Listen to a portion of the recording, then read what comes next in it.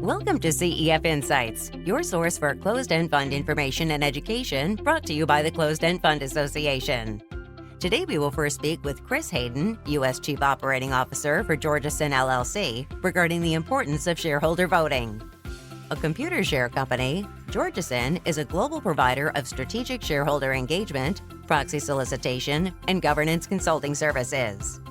We will then discuss the increase in activist shareholder activity among closed-end funds with Dennis Emanuel, Managing Director with Chatsworth Securities. Chatsworth provides financial advisory and capital raising expertise for the asset management industry with a focus on closed-end funds. Chris, welcome to our CEF Insights podcast. Thanks. It's great to speak with you today. Chris, we are in the middle of proxy season for closed-end funds, and investors have been receiving proxy documents by mail or email. How important is it that each shareholder take some time to vote? Thanks. That's an important question. Closed-end funds are required to have an annual meeting each year, and at the annual meeting, directors or trustees are typically elected. Often there are other matters to be considered by shareholders, and in order to conduct business, typically a majority of the outstanding shares must vote at the meeting. This minimum threshold is called a quorum. As such, it's important for investors to vote so that the fund can obtain a quorum and conduct business. And without a quorum, no business can be conducted at the annual meeting. Many years ago, brokers would vote on behalf of their clients, and obtaining a quorum wasn't an issue. However, many large brokers no longer will use discretionary voting to vote their clients' shares on the election of closed-end fund directors. The onus is now on the individual shareholders to actually vote. Furthermore, in the closed-end fund space, there are institutional activists that have special interests. Dennis will talk more about the activists in a moment. The voice of the retail holders is more important than ever because of these activists that often have their own agenda. The activists will rely upon the apathy of retail holders to help drive their own agenda. We often see circumstances where activists with relatively small ownership positions are able to drive the agenda because of this retail shareholder apathy. Chris, you have been working with funds for many years. What is the level of shareholder voting typically, and what, if any, challenges does this present? Sure, that's a great question. In a typical uncontested meeting where a fund mails or emails just a single communication, the retail response rate is typically around 25 to 30%. Institutional holders and the handful of brokers that still permit discretionary voting will help get the necessary votes on items deemed routine by the New York Stock Exchange. And routine items are items such as the ratification of auditors and uncontested director elections. When the fund has a non-routine item on the agenda, they may consider using a firm like ours to help drive the vote.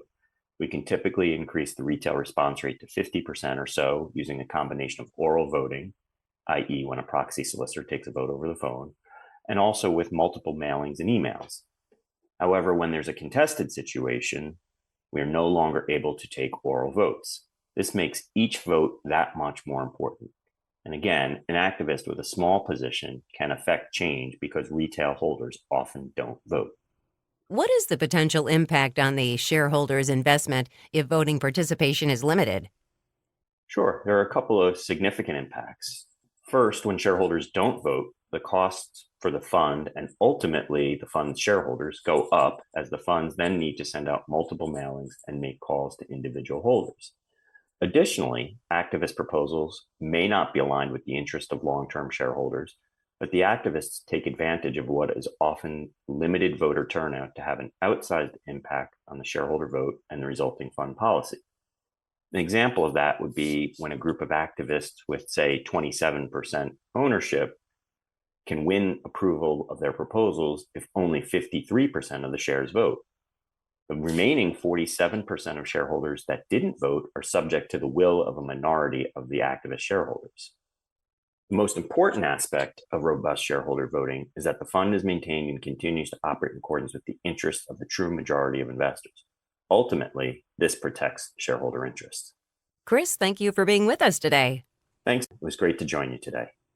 Activist shareholders and contested proxy proposals have been part of the closed-end fund landscape for many years. However, in recent years, closed-end funds have faced increasing challenges with an upsurge in hedge fund and institutional activism. We are joined by Dennis Emanuel to discuss this activity. Dennis, thank you for joining us. My pleasure. Thank you for inviting me. Dennis, the closed-end fund space has seen a significant increase in activity by activist shareholders. What is the primary reason? Well, closed-end funds, they've always had to deal with activists, but the increase in many years is due to a combination of reasons. Now, first, market conditions. Closed-end funds trade at historically wide discounts. The typical fund trades hundreds of basis points wider than the long-term average. This is largely due to the aggressive Fed policy of raising overnight rates more than 500 basis points over the past 2 years. But it goes further than that. Like all things, closed-end fund activism has evolved. 20 years ago, activists were relatively small institutions that would go after the tiny funds that traded at deep, normally double-digit discounts, hoping to get a liquidity event, such as a tender offer. Fund assets back then used to provide a layer of protection. Essentially, the bigger the fund, the less likely it was in danger of being targeted by an activist because it would take quite some time and quite a bit of capital for an activist to gain enough of a position to be disruptive. That's no longer the case in the current market. Larger institutions, namely hedge funds, have made their way in. Now, a fund with $1 billion or more in assets is no longer shielded. And this new breed of hedge fund activists, they're capable, they have the means to target multiple funds simultaneously. What type of corporate actions would an activist shareholder typically push for, and what could this mean for most shareholders? Well, as far as corporate actions, they're typically looking for some sort of liquidity event. And there are basically three: a tender offer, conversion to an open-end fund, and a liquidation. Now, each of these has the potential to have tax implications for the investors because securities need to be sold. In the case of a small tender offer, any tax implications may be negligible, but if you talk about a liquidation of a fund, this could be very meaningful. So let's talk about tenders. Historically, tenders have never, ever been effective in narrowing a fund's discount other than in the very short term. When a tender offer is announced, the discount narrows because current or new investors are trying to take advantage of buying the fund at the current low price and receiving the much higher NAV. Problem is, unless it's a tender for 100% of the shares, not everyone is going to get their full allotment. So naturally, when the fund expires, people still want to get out at the higher price, so the selling pressure then tends to widen the discount out once again.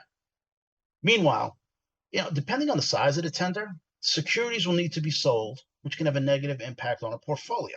So if you're a leveraged portfolio, the leverage ratio can increase, forcing the fund to take off some leverage, and that's going to have an impact on the distribution as well as the NAV return.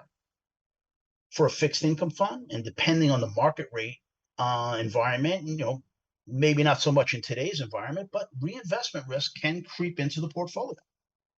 And certainly for equity funds with managed distributions, a smaller portfolio could pressure the payout because these funds rely on gains.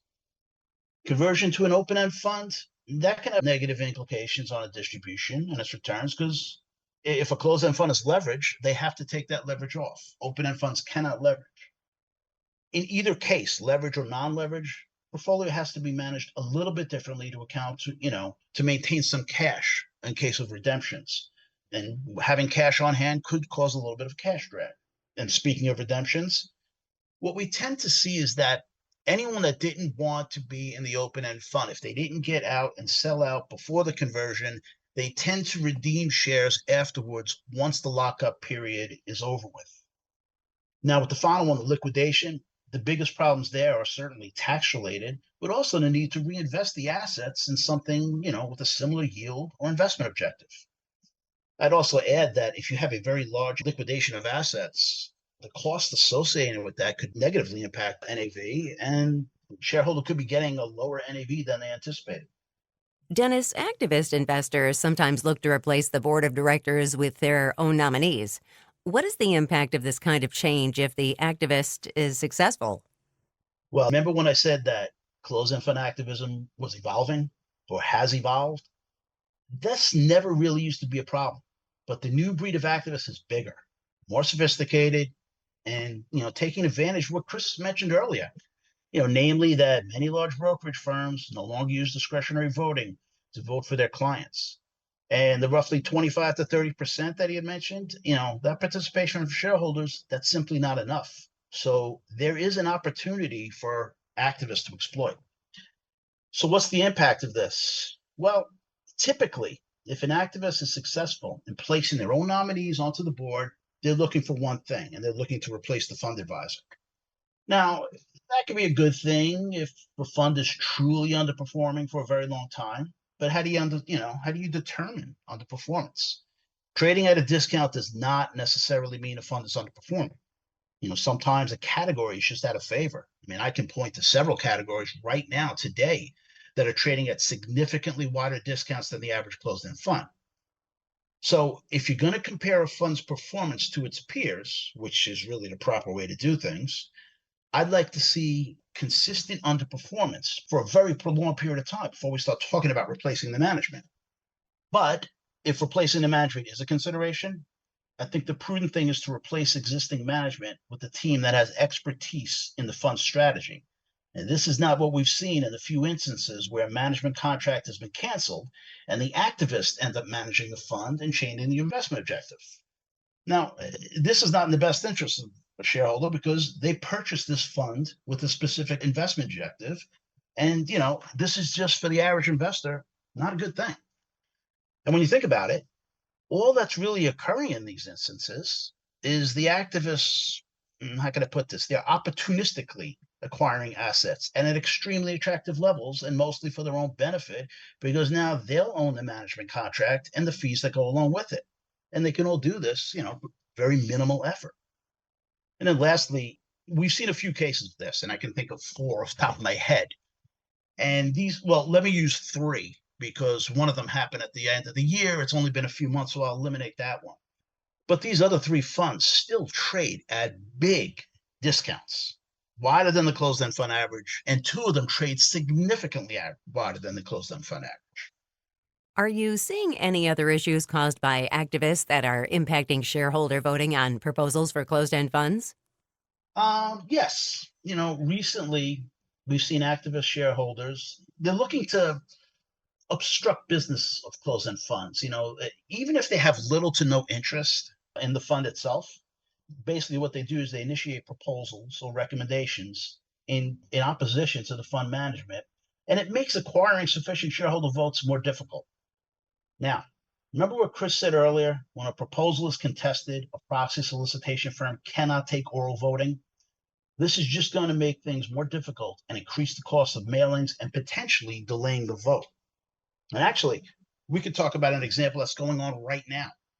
I'm not going to get into the names or too much specifics, but this is a fund that has a term on it, and it's set to terminate, which means liquidate, at the end of the summer. The fund sponsor has proposed to its shareholders to eliminate the term so it can go on in perpetuity. Now, if the proposal is approved, the fund will still conduct a tender for 100% of the shares. And if a specific level of assets remain after the shares are tendered, the fund will go on as a perpetual fund. If less than that designated amount remains, the fund will liquidate. In addition, the proposal is passed, the fund will also waive 50% of the management fee over the next year. So think about it. Every aspect of what they're proposing is in favor of the shareholder. There's no downside whatsoever. And when I say downside, I'm not talking about market risks. Okay? This is literally a win-win for the shareholder. However, an activist that didn't previously own shares acquired a position and is now contesting the proposal. The activist doesn't even qualify to vote on the proposal because they acquired the shares too late, but it's still soliciting shareholders to reject it. And, the rationale is just perplexing.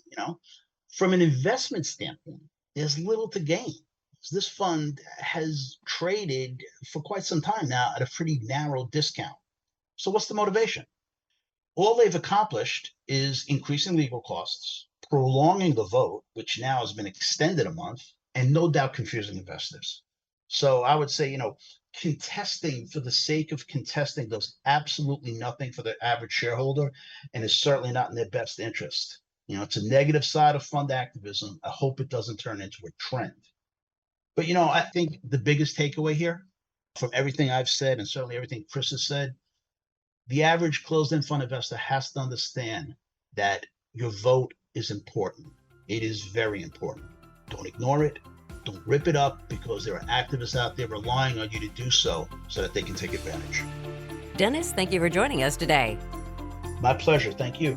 And we want to thank you for tuning in to another CEF Insights podcast. For more educational content, please visit our website at www.cefa.com. This material is not and is not intended as investment advice, an indication of trading intent or holdings, or the prediction of investment performance. All fund-specific information is the latest publicly available information. All other information is current as of the date of this presentation.